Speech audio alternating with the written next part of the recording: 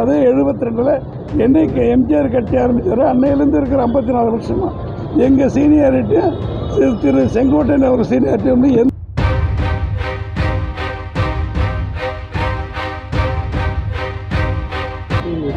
எப்படியும் எடப்பாடியை முதலமைச்சராகவும் ஸ்டாலின் அவர்களை எதிர்க்கட்சி தலைவராகவும்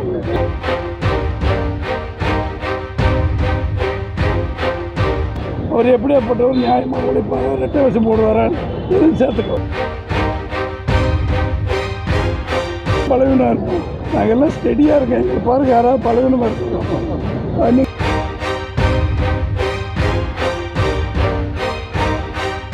சார் தேவர் ஜெயந்திக்கு வந்ததுக்காக செங்கோட்டையன் வந்து கட்சியிலேருந்து நீக்கியிருக்காங்க அப்படின்னு சொல்லி டிடிவி தினகரன் வந்து சொல்கிறாரு.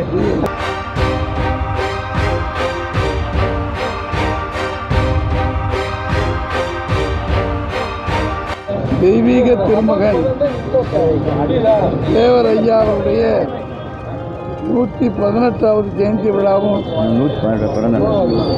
அதான் ஜெயந்தி விழாவில் பிறந்தநாள் 63வது குரு பூஜை விழாவும் மிகவும் சீரோடு சிறப்போடு நடந்து முடிந்து இதே மாண்புமிகு அம்மா புரட்சி தலைவி ஜெயலலிதா அவர்கள் கொடுத்த தங்க கவசத்தை சென்ற எத்தனாம் தேதி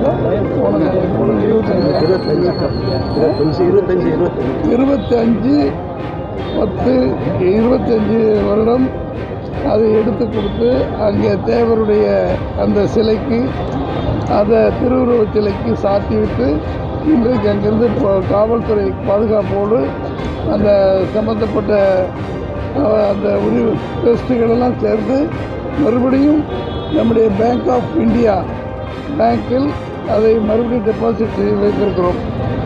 மிகவும் நல்லபடியாக இந்த வருடம் அனைத்து கட்சி தலைவர்களும் எங்களுடைய கட்சி தலைவர் மாண்புமிகு எடப்பாடியார் அவர்களும் வந்து சிறப்பித்து சிறப்பாக நாங்கள் அத்தனை பேர் கலந்துக்கிற நல்ல வாய்ப்பு கிடைத்தது. இன்றைக்கி என்ன செய்தியாளர் சந்திப்பை வச்சு எடப்பாடி பழனிசாமி அவர்கள் தான் திமுகவோட பி டீம் அப்படின்னு சொல்லியிருக்காரு. ஏங்க நீங்கள் எல்லாம் கொஞ்சம் புரிஞ்சுக்கணும். பி டீம் அவங்களா நம்மளாங்கிறத இன்றைக்கி ஆதாரப்பூர்வமாக அதுக்கு பின்னால் எடப்பாடியார் பதில் சொல்லியிருக்காரு. தெளிவாக சட்டப்படி குறிப்புப்படி என்னென்ன தவறுகள் நடந்திருக்கு, எந்தெந்த நேரில் எப்படி நடந்திருக்குன்னு சொல்லி கழகத்தின் பொதுச் செயலாளர் மாண்புமிகு எடப்பாடியார் அவர்கள் பி டீமுக்கு உள்ள தகுதி படைத்தவர்கள் வந்து அவங்க தாங்க நிரூபிச்சிருக்கார். அந்த விளக்கம் அது போதும். நீக்கினது சம்பந்தமாக வந்து நான் வழக்கு தொடருவேன்னு சொல்லி செங்கோட்டையன் சொல்லியிருக்காரு. தொடரட்டுங்க, வழக்கு தொடர்றதுக்கு எல்லாத்துக்கும் தொடரட்டும். அதனால் என்ன தப்பு? தொடரட்டுன்னு கேட்கலையா? என்னப்பா இப்படி முடிக்கிறேன்? சரி சரி, நீதானப்பா கேட்டேன். சொன்னதை சொல்கிறோம். இந்த துரோகம் பண்ணுறதுல நோபல் பரிசு நீ கேளுப்ப, எல்லாத்துக்கும் பதில் சொல்கிறேன். ஆறாம அசையாம மெதுவாக கேளுங்க. நான் ரெடிப்பா. நாங்கள் எல்லாருமே ஒரே களத்தில் தானே இருக்கிறோம். சொல்லுங்கள் சார். இப்போ பொய் சொல்வதில் நோபல் பரிசே தரலான்னு டிடிவி சொல்லியிருக்கிறாரு. யாருக்கு? எடப்பாடியார் அவர்களுக்கு நோபல் பரிசே தரலாம், பொய் சொல்வதற்கு நோபல் பரிசே தரலாம் அப்படின்னு சொல்லி இன்னைக்கு பேட்டி கொடுத்துருக்கிறாரு. நாங்கள் அவர் டெய்லி 4 தடவை கொடுக்குறாருங்க. அவர் வந்து புரட்சி தலைவி அம்மாவால் கட்சியிலிருந்து நீக்கப்பட்ட ஒரு துரோகி லிஸ்ட்டு. அதனால் அவர் கேள்விக்கெல்லாம் நீங்கள் பதில் சொல்லி நாங்களாம் உட்காந்துட்டு இருக்க முடியாது. அவருக்கு வேலை இல்லை, அவர் ஏதாவது கேட்குறாரு, அவருக்கு ஆள் இல்லை. புகைப்படத்தை அங்கங்கே உங்களை மாதிரி ஆளுகளை நண்பர்களை பிடிச்சி பதில் சொல்கிறாரு. அதுக்கெல்லாம் நாங்கள் சொல்ல முடியாது. எம்ஜிஆர் அம்மாவால் நீக்கப்பட்ட துரோகி திரு டிடிவி தினகரன் அவர்கள், அவர் சொல்லுவதுக்கெல்லாம் நாங்கள் பதில் சொல்லிட்டு இருக்க முடியாது. ஏன்னா நல்ல கருத்துள்ள கேள்வியாக கேளுங்க சொல்கிறேன். ஓபிஎஸ் செங்கோட்டையன் நீக்கிற அளவுக்கு பழனிசாமி அவர்களுக்கு தகுதி இல்லை. இல்லைங்க, ஒருத்தர் தாய் தந்தைக்கு முன்னால் கல்யாணம் இருந்தால் முன்னால் பிறந்திருப்பார், பின்னால் கல்யாணம் இருந்தால் லேட்டாக பிறந்திருப்பாங்க. திரு செங்கோட்டையன் அவர்கள் முன்னால் பிறந்திருப்பார். அந்த ஒரு தகுதியை தவிர எல்லா தகுதியோட அதிகமாக இருக்கிறாங்க. இறைவன் அவர்களை பெற்று இன்றைக்கு முதலமைச்சராக வந்து இப்போ கழகத்தின் நிரந்தர பொதுச் செயலாளர் இருக்கார். அந்த வசதிக்கு அவர் 2 முறை எனக்கு வாய்ப்பு வந்தது, நான் கட்சிக்காக விட்டு கொடுத்தேங்கிறேன். எவனாவது வாய்ப்பு வந்தால் விட்டு கொடுப்பானா? அது எவன்டா அடிக்கலான்னு தானே அடிக்கிறாங்க. கிக் பாக்கெட் அடிக்கிற மாதிரி தான் அது. வாய்ப்பு வந்து அவர் எதுக்கு விடுறாரு? அதுக்கு தெய்வத்தின் தீர்ப்பு எடப்பாடி பழனிசாமி அவர்களுக்கு வரணுன்றதுக்கு இருந்திருக்கு. யாரும் எதுவும் கிடையாது. அம்மா முதல்ல அவர் அமைச்சராக செக்ரட்டரி இருக்கும்போது தான் அவரை அமைப்பு எடுத்து எல்லாத்தையும் எடுத்து விட்டாங்க. அம்மா இருக்கும் பொழுதே தான் முதலமைச்சராக வேண்டும் என்று அவர் விரும்பியதாக அந்த ஈரோடு மாவட்டத்தை சகோதரர்கள் அம்மாவிடம் புகார் கொடுத்து அதை விசாரித்து அவர் அப்படி ஆசைப்படுகிறார் நினைத்து உடனே அமைச்சர் பதவி நீக்கிய ஒரு பெருமகன் திரு செங்கோட்டையன் அவர்கள். சார் கொடநாடு கொலை வழக்கில் இவர் தான் A1, எடப்பாடி பழனிசாமி தான் A1 அப்படின்ற மாதிரி சொல்லியிருக்காரு. ஏன் பிடிச்சி உள்ளே போடுக்கல, நாங்களாம் வேணாங்கிறேன். சட்டப்படி போடுக்க தம்பி. சட்டம் இருந்து அவருக்கு A1 இருந்து அக்யூஸ்டாக இருக்காருன்னா போலீஸ் என்ன செய்கிறாங்க? எல்லாம் திமுக ஆட்சி தான் நடக்குது. 4.5 வருஷம் ஆகி போச்சு. ஆட்சிக்கு வர்றதுக்கு முன்னால் இருந்தது தானே கொடநாடு வழக்கு. உண்மையிலே அந்த திராணி இருந்து சரியான சட்டங்கள் இருந்தால் பண்ணட்டு. ஏன் A1 இருக்கிறது ஏன் இப்படி பிடிச்சி ஜெயிலில் போடாமல் வச்சுருக்காங்க? ஏன் இவருக்கு ஆதாரம் இருந்தால் கொடுக்க வேண்டியதானே? சார் 2026 தேர்தலில் ஒன்றிணைந்து, அதாவது பிரிந்தவர்கள்லாம் ஒன்றிணைத்து இந்த தேர்தலை சந்திப்போன்னு சின்னம்மா சசிகலா அவங்க மதுரையில் பேட்டி கொடுக்குறாங்க. உங்கள் கருத்துங்க சார்? அதாவதுங்க, இது தினகரன், OPS நிற்கிறாங்க. மற்ற முன்னால் இருந்தவங்கெல்லாம் சசிகலாவாக நீக்கிட்டாங்க இல்லையா? அப்புறம் மறுபடியும் சேர்த்துக்கிட்டாங்க. அதை சட்டப்படி நீக்கப்பட்டவர்கள் அவங்களை சேர்க்க வேண்டிய அவசியம். பொதுக்குழுவால் தீர்மானிக்கப்பட்டு பொதுக்குழு உறுப்பினர் தீர்மானம் செய்து நீக்கப்பட்டவர்கள் OPS எல்லாருமே அவங்க கட்சி கட்டுப்பாட்டுக்கு வரக்கூடாது, அவங்க கூட யார் பேசக்கூடாது வச்சுருக்காங்க. இது பொதுக்குழுடைய தீர்மானம். சசிகலா அம்மா சொல்கிறாங்கன்னா அவங்க சொல்லிட்டு நம்ம என்ன செய்யணும்? இல்லை, அதே கேள்வி அவங்களை கேட்டதுக்கு இது எப்படி சாத்தியம் கேட்டதுக்கு வெயிட் அண்ட் சி அப்படின்னு சொல்லி நானும் உங்களுக்கு சொல்கிறேன். பாப்பா இரு, நானும் சொல்கிறேன் வெயிட் அண்ட் சி. இவங்களுடைய வாழ்க்கைன்னு ஒரு 3 மாதத்தில் என்ன ஆகுதுன்னு பாருங்கள். சார், பொதுச் செயலாளர் ஆன பின்னாடி எடப்பாடி பழனிசாமி தலைமையில் எந்த தேர்தலில் வெற்றி பெறலைன்னு சொல்லி செங்கோட்டையன் வந்து குற்றச்சாட்டு. 75 MLAங்கள் இருக்காங்க. ஒரு ஆளாவது ஜெயிச்ச MLA OPS தினகரன் அந்த அம்மாட்ட எல்லாம் இருக்காங்களா? அரசியல் ஆண்மையோட ஒவ்வொருத்தர் 125 ஓட்டு டி நகர் சத்யா வெற்றி வாய்ப்பு இருந்திருக்கிறார். 250 ஓட்டு 500 ஓட்டில் 42 MLA அதிமுக MLA வெற்றி வாய்ப்பு இருந்துட்டாங்க. அது காரணம் துரோகிகள் தான். அதுதான் அவர் ஆதாரத்தோடு எடப்பாடியார் சொல்கிறார். வரும் சட்டமன்ற தேர்தலில் திமுக வெற்றி பெறும் சொல்லி OPS சொல்லியிருக்காரு. அவரோட இப்போ செங்கோட்டையன் சென்றிருக்காரு. அதை நீங்கள் எப்படி சார் பார்க்குறீங்க? அதனால தான் அவர் நீக்கப்பட்டிருக்காரு. செங்கோட்டையன் அது அவங்களோடலாம் சேர்ந்து திமுக வெற்றி பெறும்னு சொன்ன OPS கூட கட்சி விட்டு நீக்கினது அவர் பெரிய மனுஷன். அவர் ஆனாலும் ஒரே சீனியாரிட்டிங்க. ராஜன் செல்லப்பா நாங்கள் எல்லாருமே இவர் கொஞ்சம் பின்னால் வந்திருப்பார், பின்னால் பிறந்திருப்பார், இவர் கொஞ்சம் பின்னால் பிறந்திருப்பார். நானும் ராஜன் செல்லப்பெல்லாம் அதே 72 என்னைக்கு எம்ஜிஆர் கட்சி ஆரம்பித்தார் அன்னையிலேருந்து இருக்கிற 54 வருஷமாக எங்கள் சீனியாரிட்டி திரு செங்கோட்டையன் அவர் சீனியாரிட்டி வந்து எந்த கட்சிக்கும் என்னை பொறுத்தவரை நாங்கள் எம்ஜிஆர் அம்மாவுக்கு அடுத்து எடப்பாடி அப்படி இருக்கிறோம். என்ன கேட்டீங்க கேள்வி? சார், இப்போ கூட்டணி அமைச்சிட்டு இருக்குது. ஆனால் உங்கள் கட்சியிலேயே ஒவ்வொருத்தராக பிரிஞ்சு போயிட்டு இருக்காங்களே, இது எப்படி உங்களுக்கு வெற்றிக்கு சாத்தியம்? நல்லா கேளுங்க. இப்போ 4.5 வருஷமாக அந்த ஆட்சி நடக்குது. மின்சார கட்டணம் உயர்வு, சொத்து வரி உயர்வு, குப்பை வரி உயர்வு. இன்றைக்கி 1000 ரூபாய் பெண்களுக்கு கொடுத்துட்டு 5000 ரூபா ஒரு குடும்பத்திலையுமே கொள்ளையடிக்கிற செயலை ஸ்டாலின் அவர்கள் செஞ்சுருக்காங்க. இந்த அதிருப்தி நீங்கள் சென்னை மதுரையிலேருந்து பார்த்தா மட்டும் தெரியாது. கிராமம்லாம் போய் கேட்டு பாருங்கள். பெண்கள்லாம் கொதிச்சு எழுதுகிறாங்க. 1000 ரூபா கொடுத்துட்டு 5000 ரூபா கொள்ளையடிச்சிட்டு இருக்காங்க இந்த அரசு.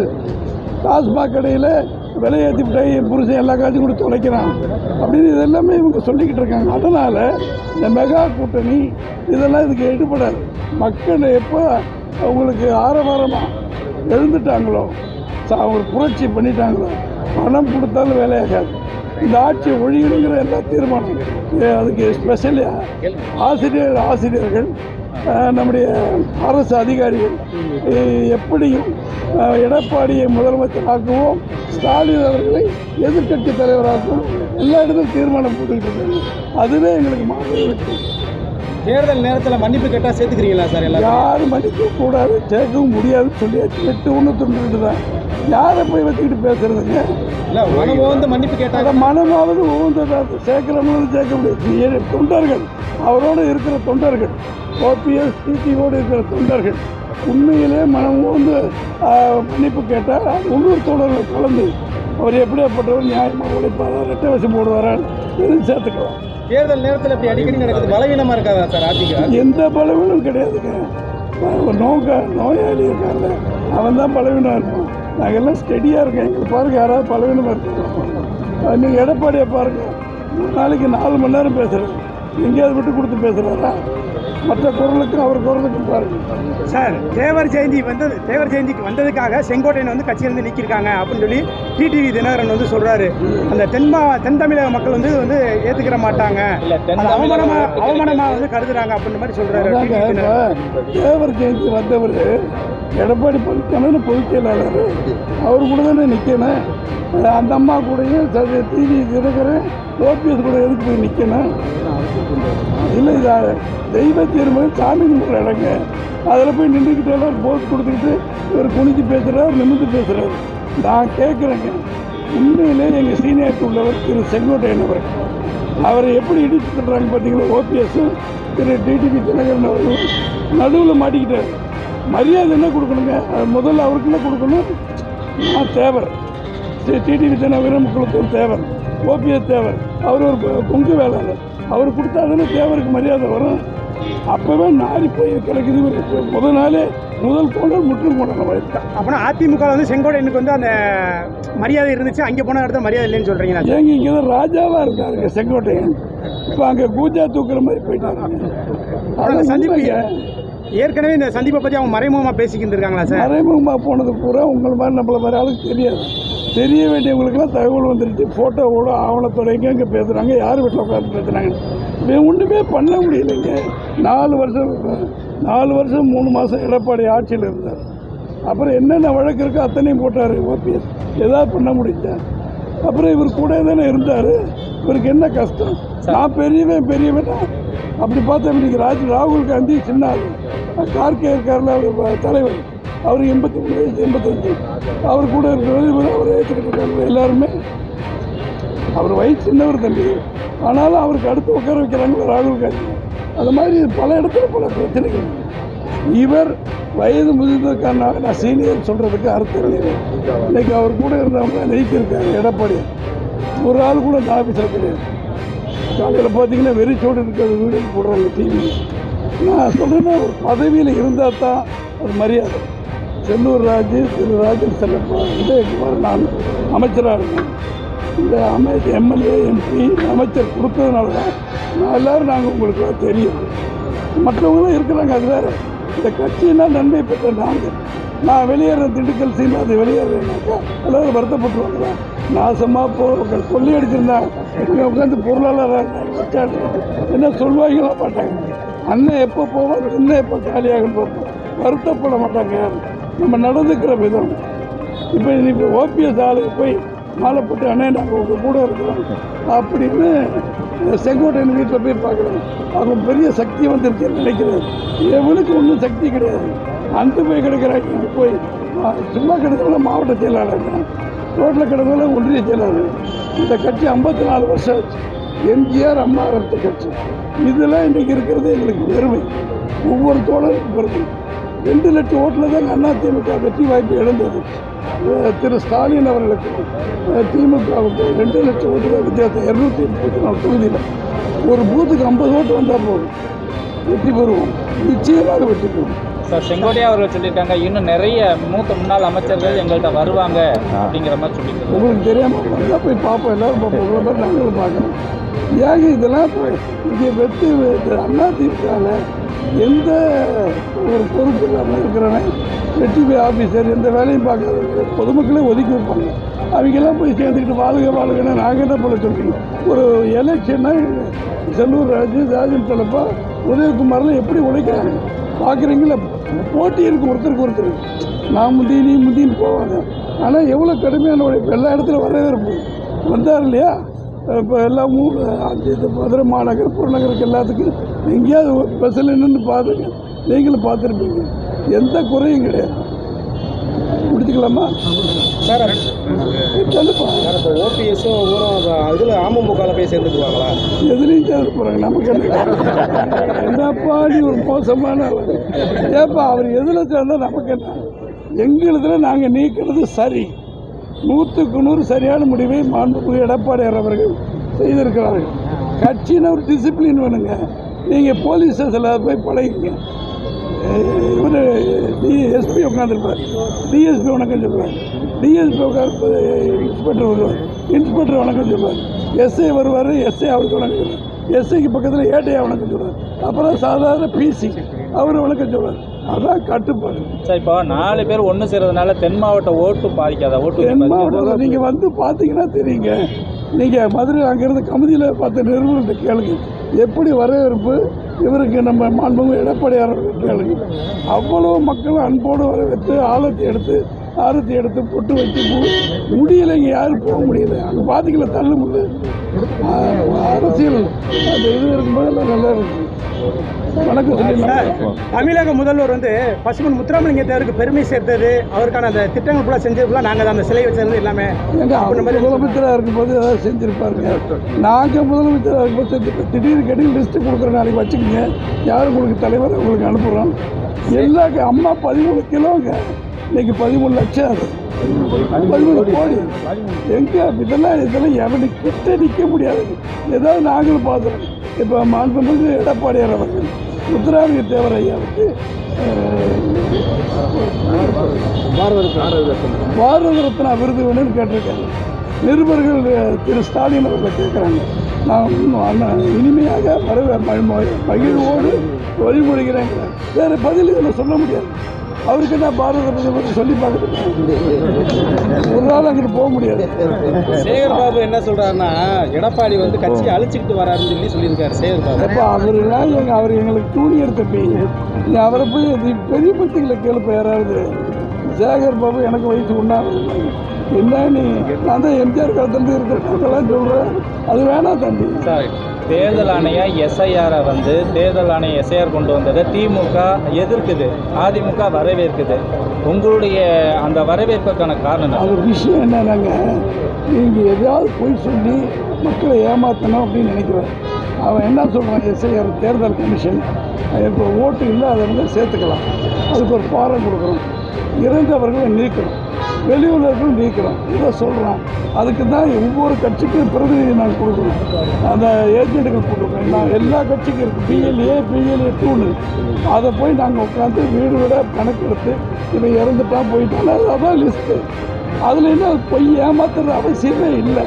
அதைத்தான் எடப்பாடியார் சொல்கிறார். அது இது நாங்கள் வரவேற்பு சொல்லி தான் காரணம், வேறு எதுவுமே இல்லைங்க.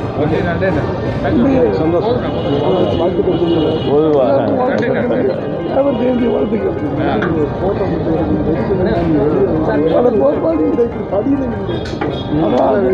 ஸ்டாஃப் எல்லாம் நிற்க சொல்லி அவங்களோட சேர்ந்து